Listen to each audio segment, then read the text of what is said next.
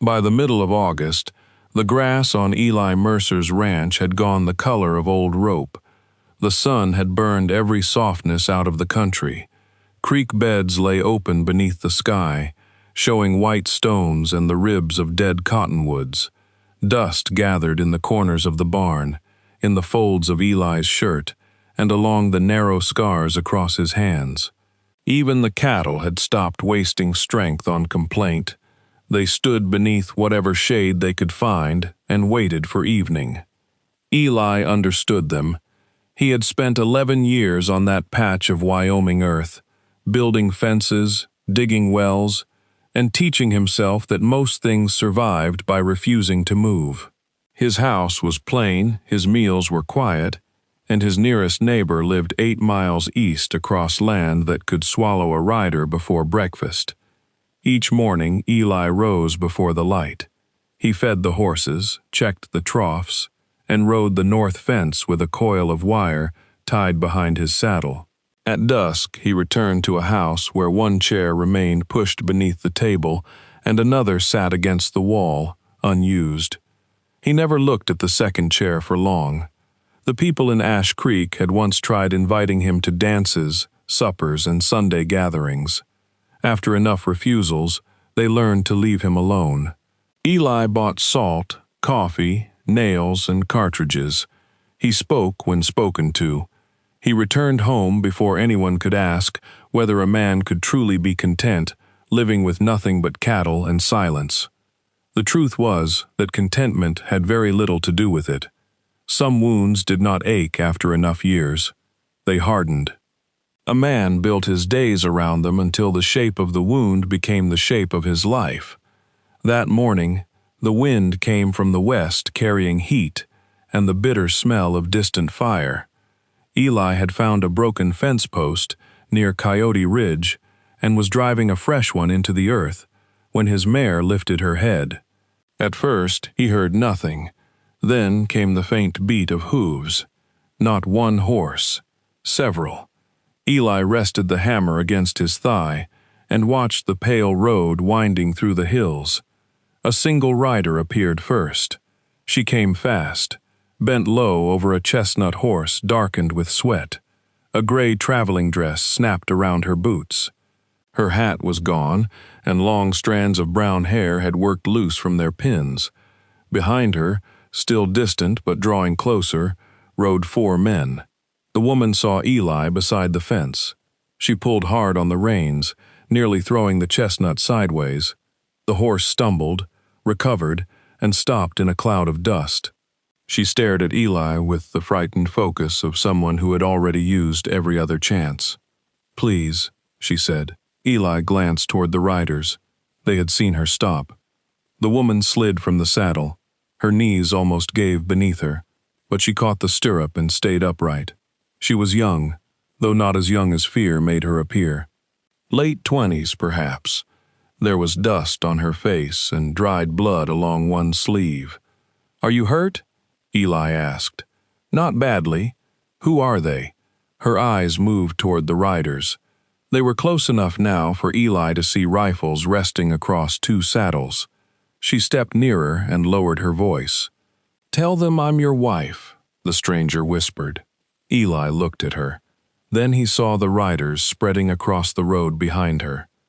The man in front wore a black coat despite the heat.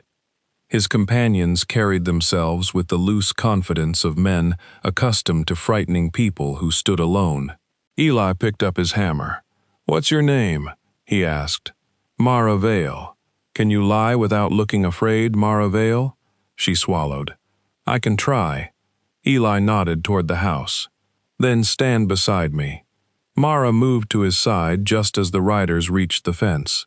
The leader reined in a few yards away. He had a narrow face, a trimmed beard, and a silver chain stretched across his vest. "Morning?" he said. Eli said nothing. The man's gaze settled on Mara. "That woman belongs in Ash Creek. My wife belongs where she chooses," Eli replied. Mara's hand found Eli's arm. Her fingers were cold despite the heat. The man in the black coat smiled, but nothing in his face softened. "Your wife," that's what I said. "What is her name?" Eli looked at Mara, not the rider. "Mara Mercer." Her fingers tightened against his sleeve. The leader studied them both. His eyes dropped to Mara's bare left hand. Eli felt the moment turn.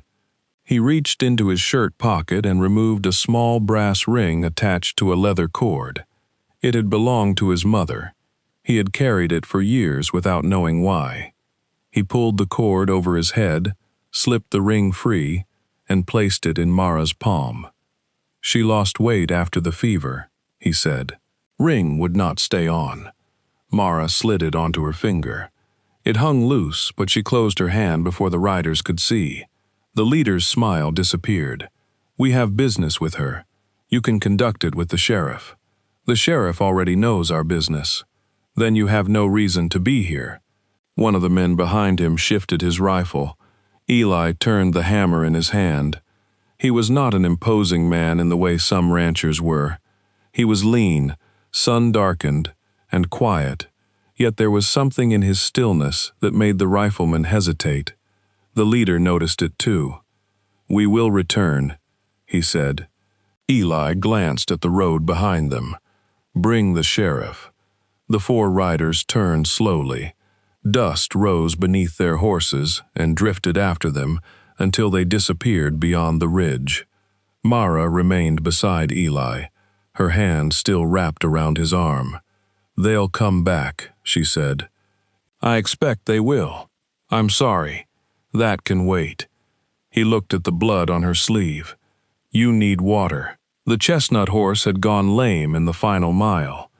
Eli led it toward the barn, while Mara followed, unsteady, but determined not to show it. Inside the house, she stopped just past the doorway. Her gaze moved across the room. A stove, a table, 2 chairs, a rifle above the mantel, a faded blue cup beside the wash basin. Nothing that explained the man who lived there. Eli filled a bowl with water and set it on the table. "Sit." Mara lowered herself into the chair he used each morning.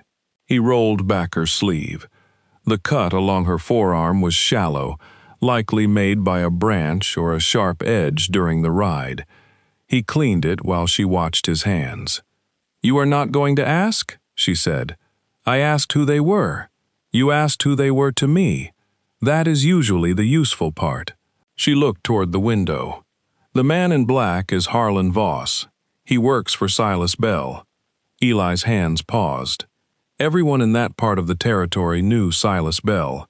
Bell owned cattle, a freight company, half the buildings in Ash Creek, and several local officials who pretended otherwise.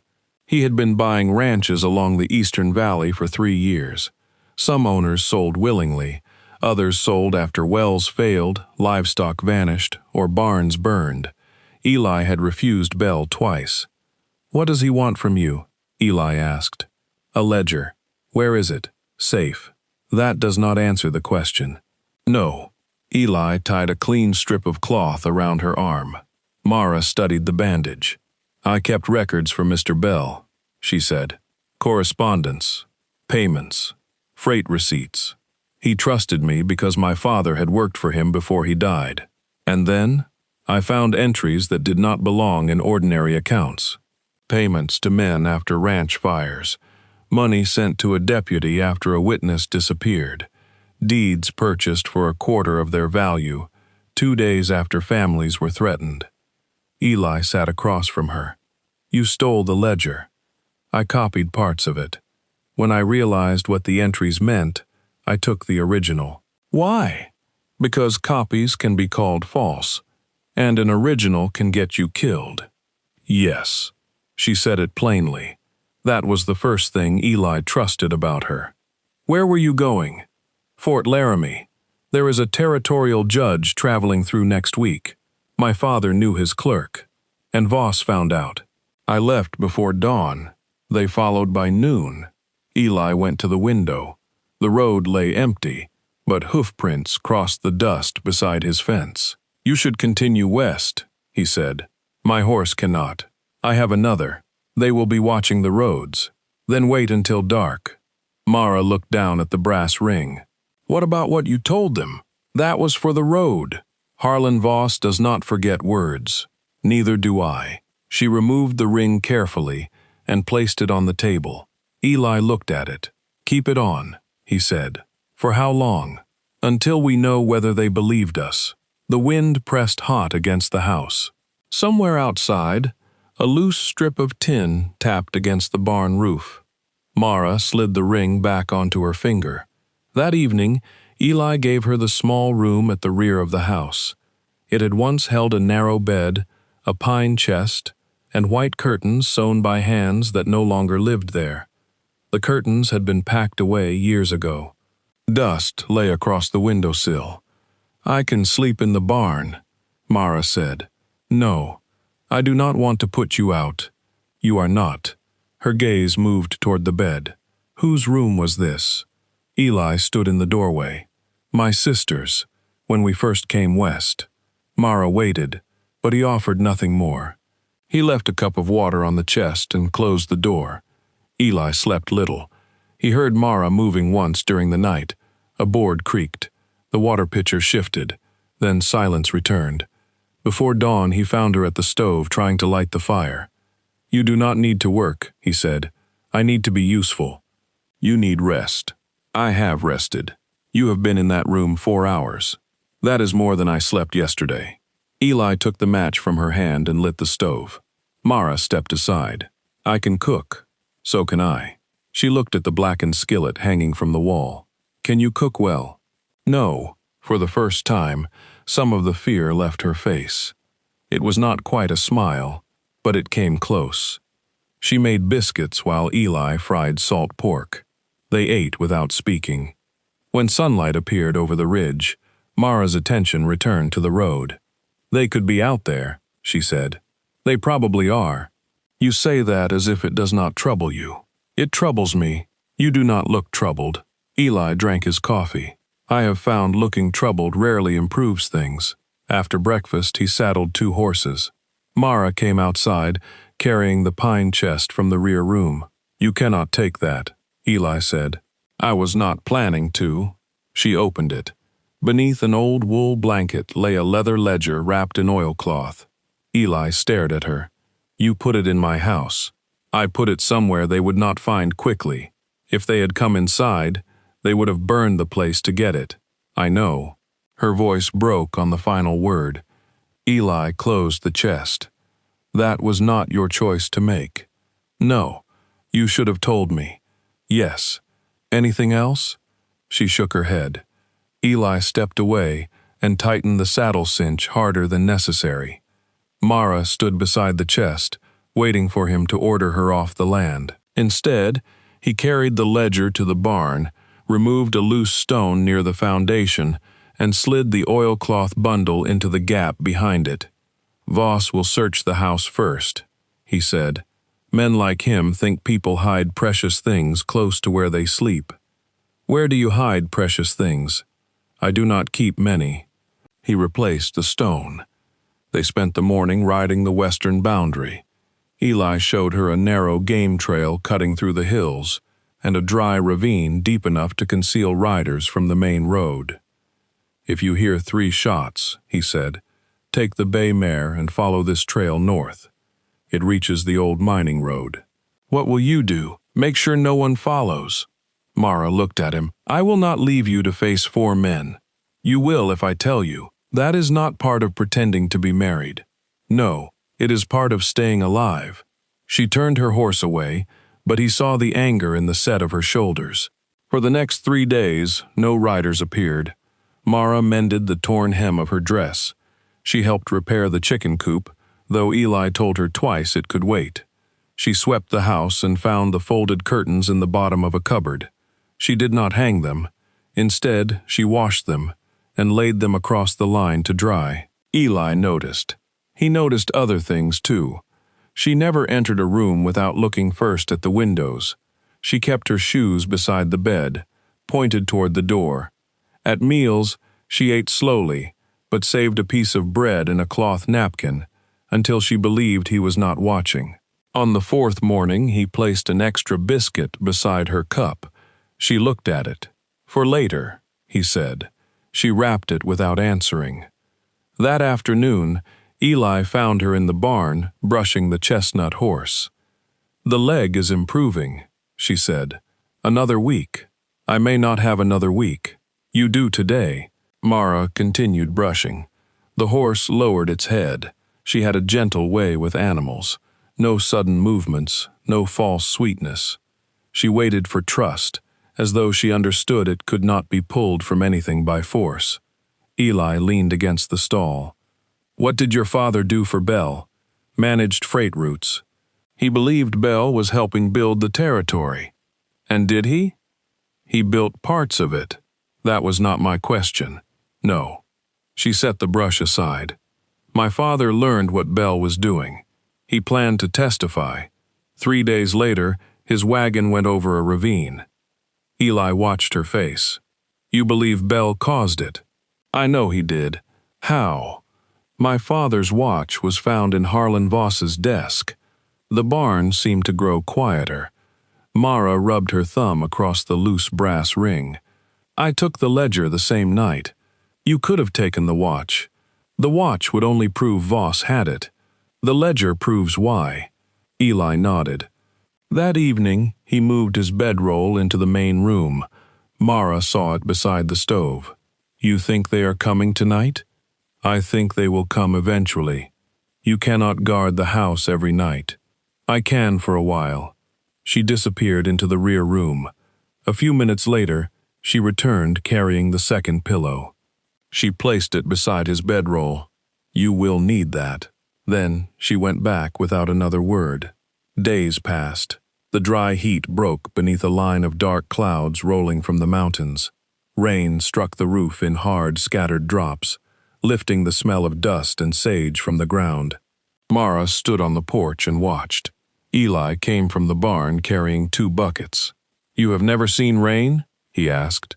"Not rain that arrived like a rescue. It may wash out the lower fence. Then I suppose rescues bring work." The rain lasted until morning. They spent the next day resetting posts along the creek.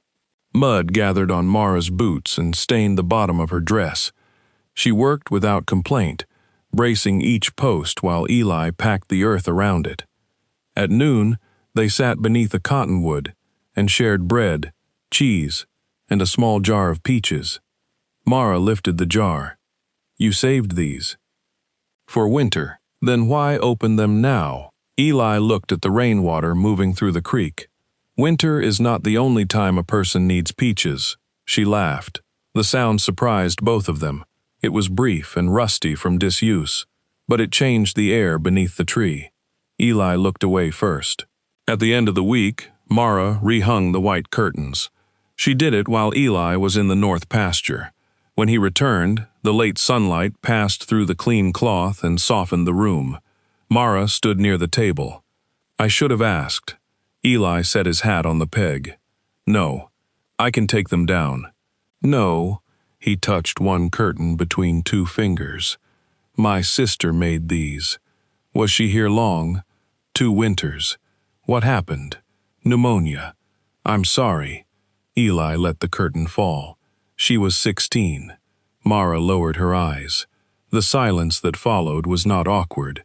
It had weight, but it did not demand to be filled. That night, Eli sat on the porch repairing a bridle. Mara came outside with 2 cups of coffee and placed one beside him. She sat on the step. "Was there anyone else?" she asked. Eli worked the leather through the buckle. "A wife." Mara waited. "Clara," he said. "She left after my sister died. Said the house had become too quiet." "Where did she go?"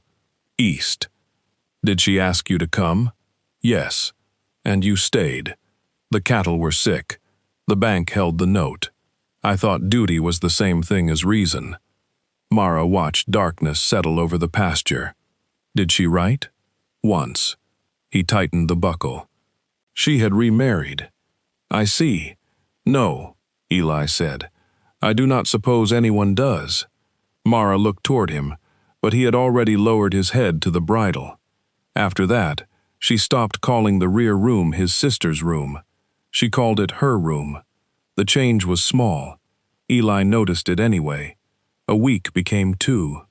Mara's horse recovered, but she did not leave. The judge's expected arrival was delayed after a bridge washed out west of Ash Creek. Word came through a passing peddler that he might arrive in another fortnight. Eli saw relief and dread cross Mara's face in equal measure. She wanted the ledger delivered. She also understood that once it was delivered, the reason for remaining at the ranch would disappear. Neither of them spoke of it. Their days settled into a rhythm. Mara gathered eggs at dawn. Eli filled the troughs. She made coffee strong enough to wake the dead, and biscuits light enough to forgive it. He taught her how to repair wire without cutting her palms. She taught him that shirts lasted longer when buttons were sewn before they fell off. Sometimes they rode together. Sometimes they worked at opposite ends of the ranch and met at dusk without needing to explain the hours between. The brass ring remained on her finger. At first, it had been part of the lie. Then, it became something neither of them discussed. One Sunday, they rode into Ash Creek for supplies. The town went quiet when they entered the general store. Mara stood close beside Eli while Mr. Daly measured flour into a sack. 2 women near the fabric counter whispered behind gloved hands. Eli placed coffee, lamp oil, and a spool of thread on the counter. Mr. Daly looked at Mara's ring. "Didn't hear you married. Was not much noise to it," Eli said. Mara's mouth moved slightly at the corner. Outside, a boy stared at them from the hitching rail. "Mr. Mercer," he said, "is she truly your wife?" Eli glanced at Mara. She answered before he could. "Truly enough for town business." The boy considered this and nodded as though it made perfect sense. They had nearly reached the horses when Sheriff Coulter stepped from his office. He was a heavy man with pale eyes and a badge polished brighter than his boots. "Mercer," he called. Eli stopped. The sheriff approached slowly. "Mr. Bell tells me you are sheltering a thief." "My wife is not a thief." Mara stood still beside him. Coulter looked at her ring. "Convenient marriage." "We did not marry for your convenience. I need to ask her questions. You can ask them here." The sheriff's gaze hardened. "Inside." "No." People had begun gathering along the street. Coulter lowered his voice. "You are making a mistake." Eli looked past him. Harlan Voss stood beneath the awning of the hotel. "I have made a few," Eli said. "This one is still undecided." They returned to the ranch before sunset. Neither spoke until the town disappeared behind them. "You should not have challenged him," Mara said. "He challenged me. He has the law behind him. He has a badge behind him. There is a difference?" "Sometimes." Mara pulled her horse to a stop. Eli rode several yards before turning. She sat with both hands resting on the saddle horn. "You do not have to keep doing this," she said. "I know. You could tell them I deceived you. You did. You could give me the ledger and let me go. I could. Then why don't you?" The wind moved through the wet grass beside the road. Eli looked at the brass ring on her hand. "Because they would catch you before dark." "That is not the only reason." "No." He waited. Mara waited too. Neither of them was ready to name the other reason. They continued home. 2 nights later, the barn caught fire. Eli woke to the horses screaming. He crossed the room before he was fully awake, pulling on his boots and reaching for the rifle. Mara came from her room in a nightdress covered by Eli's spare coat. Orange light moved across the windows. "The barn," she said. They ran outside. Flames climbed the eastern wall. Eli opened the stall doors while Mara led the horses into the pasture. Smoke rolled beneath the rafters, thick and bitter. A burning beam fell behind Eli. Mara shouted his name. He drove the final horse through the doorway and stumbled after it. Together, they hauled water from the trough, but the roof was already lost. They saved the animals, the saddles, and one wagon. By dawn, The barn had collapsed into a black, steaming frame. Eli stood beside the ruins with soot across his face. Mara's hands shook. "This is because of me. This is because of Bell. If I leave, he may stop." "No, you cannot know that. I know men like him." She turned toward him. "You know nothing about what they will do. I know they burned my barn instead of taking the ledger." Mara's face went pale. Eli looked toward the foundation. The loose stone had been moved. The ledger was gone. Mara ran to the place where it had been hidden. She dropped to her knees and reached into the empty gap. "No." Eli searched the ground. Boot prints cut through the mud. One set led toward the eastern fence. Then he saw a scrap of oilcloth caught beneath a charred board. Mara pressed both hands against her mouth. "They have it," she said. Eli lifted the scrap. "No." She stared at him. He walked to the wagon and reached beneath the driver's seat. From a narrow compartment, he removed the ledger. Mara rose slowly. "When did you move it?" "After we went to town. You did not tell me." "You did not tell me before hiding it in my house." For a moment, she simply looked at him. Then she laughed once, though tears stood in her eyes. "That is fair." Eli handed her the book. She did not take it. "Keep it," she said. "I trust you with it." The words struck him harder than the fire. Before he could answer, a rider appeared on the southern road. It was the peddler who had brought news of the judge. He stopped far from the ruins, his face troubled. "Mercer," he called, "you have company coming." "How many?" "Voss, the sheriff, and 6 others. They have a warrant." "For what?" "Kidnapping." Mara closed her eyes. Eli looked at her. "They will say you forced me to stay," she said. "They will claim the marriage is false. It is false. Not to the town, to a court." The peddler shifted in his saddle. "They will be here by noon." Eli handed him the ledger. The man stared at it. "Take this to the judge. I do not want Bell's men after me. They are already after anyone who knows the truth." The peddler hesitated, then tucked the ledger inside his coat. "There is another way," Mara said.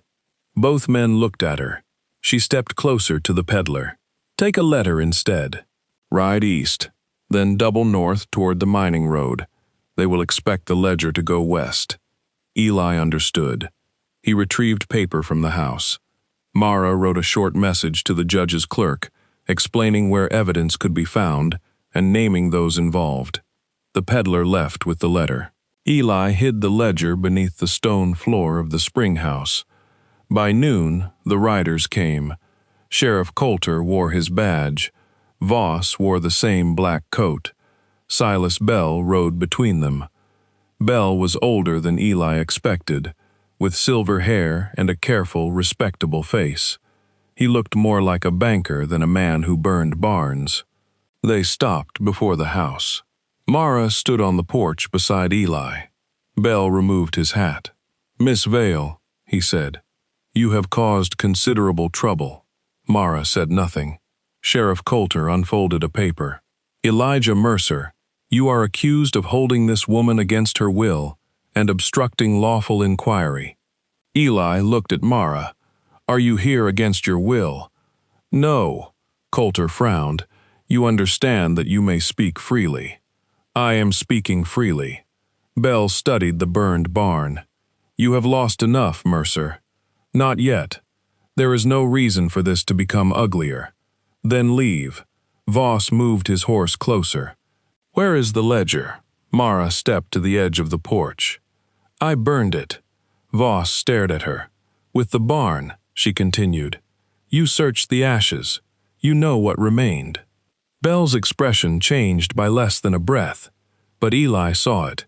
He did not believe her. Sheriff Coulter pointed toward Eli. "Put down the rifle." Eli had almost forgotten it was in his hand. Mara looked at him. "Eli." He lowered the barrel. Coulter dismounted and climbed the porch steps. He took the rifle, then reached for Eli's arm. Mara stepped between them. "You cannot arrest him for kidnapping when I say I came willingly." You came here frightened and injured, Coulter said. Mr. Mercer took advantage of your condition. He gave me shelter. He claimed you were his wife. I asked him to. The sheriff glanced toward Belle. Mara removed the brass ring. She held it in her palm. I asked him to lie because your men were chasing me. They were returning stolen property. They were hunting a witness. Belle's voice remained calm. Careful, Miss Vale. Mara closed her fingers around the ring. No. The word was quiet. It carried farther than shouting would have. She turned to the people on horseback. I kept Silas Belle's accounts for 4 years. I recorded payments after ranch fires. I recorded money given to Sheriff Coulter. I recorded wages paid to Harlan Voss on the day my father died. The sheriff grabbed her wrist. Eli moved before thought could stop him. He struck Coulter once. The sheriff fell against the porch rail. Rifles rose across the yard. Mara stood frozen. Eli stepped in front of her. Voss smiled. That will do, he said. Then another rifle sounded from the ridge. The shot struck the dirt beside Voss's horse. Every head turned. Riders appeared along the road. The peddler rode first. Behind him came 12 ranchers from the eastern valley, men whose barns had burned, whose wells had been poisoned, and whose deeds Belle had purchased for almost nothing. At their center rode a gray-haired stranger in a dark traveling suit. The territorial judge had arrived early. The yard filled slowly. No one fired. Judge Roland Ames dismounted and walked toward the porch. Dust covered his coat. His eyes moved from the burned barn to Sheriff Coulter, who was getting back to his feet. I received a remarkable letter, the judge said. Belle returned his hat to his head. Your Honor, this is a private dispute involving a stolen business record. Then you will be pleased to learn the record has been preserved. Belle looked at Mara. She did not look away. The judge faced Eli. Mr. Mercer, where is the ledger? Eli glanced at Mara. She nodded. In the spring house. Voss reached for his pistol. The ranchers on the road raised their rifles. Voss lowered his hand. The ledger was retrieved. Judge Ames read 3 pages before ordering Belle, Voss, and Sheriff Coulter detained pending formal investigation. Coulter protested.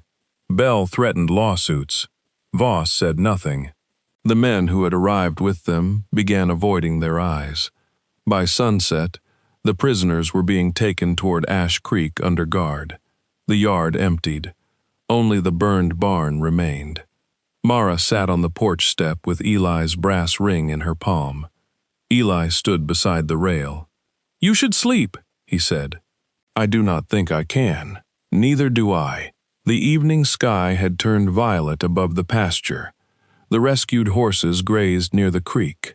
Mara closed her fingers around the ring. The judge will want me in town tomorrow. Yes.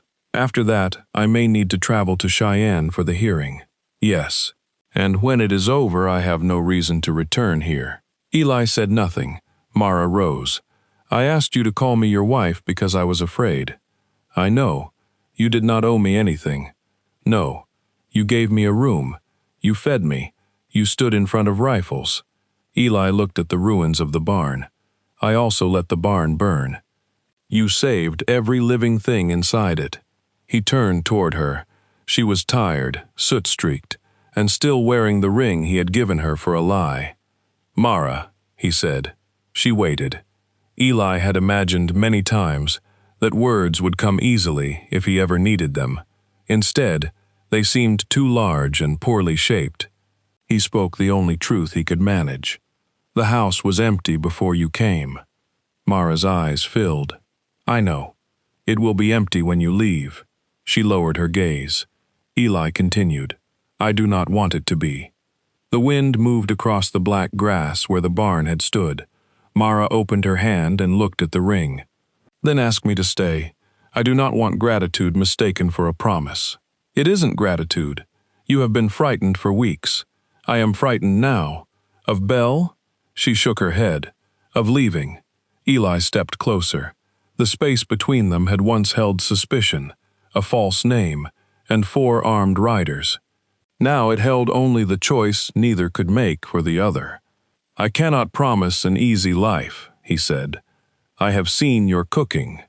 A quiet laugh escaped him. Mara's expression softened. "I am not asking for easy," she said. "I am asking whether there is a place for me."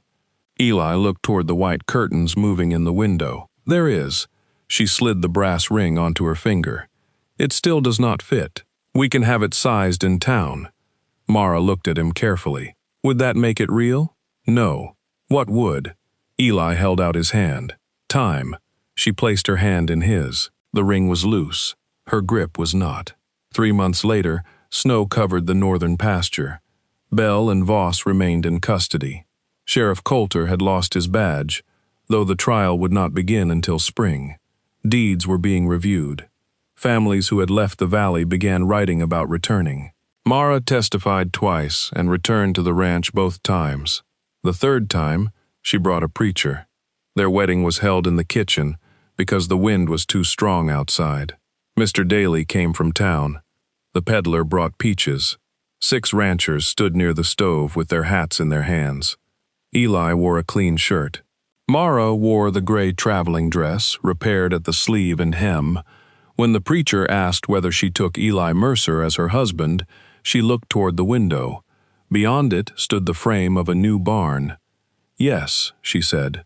After the others left, Eli found her hanging the brass ring on its old leather cord. He touched the plain silver band now resting on her finger. "You are keeping it?" "It brought me here. It nearly brought a war. It brought peaches." He nodded. "That too." They went outside together. Snow had begun falling again, quiet and thick. Eli carried a lantern. Mara carried a bucket of feed. At the barn door, she stopped.